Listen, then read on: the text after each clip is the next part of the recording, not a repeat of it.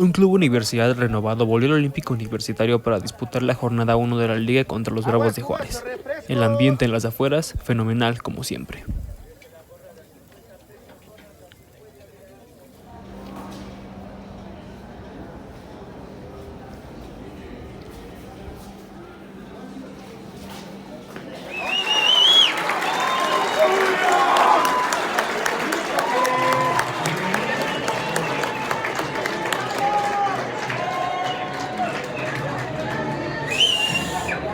La afición recibía a los suyos con gran entusiasmo.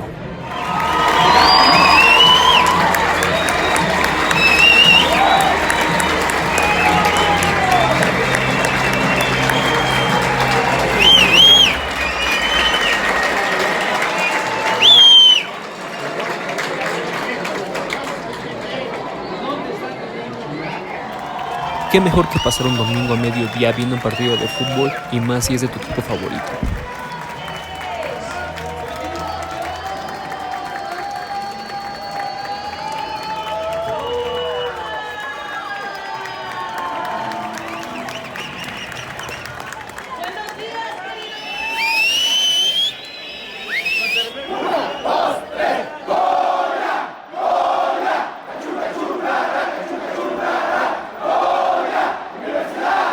Está claro quién es el favorito del pueblo azul y oro.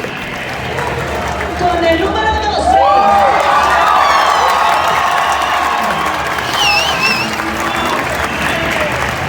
Con el número 15, Ulises.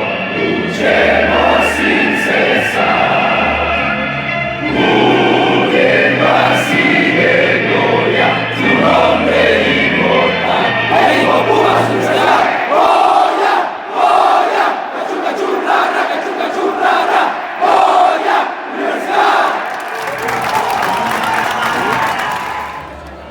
Al partido no le pasaba nada. Memo Martínez, el mexicano con más goles en el último torneo, estrelló su remate de cabeza en el travesaño. La afición tuvo que ahogar el grito de gol.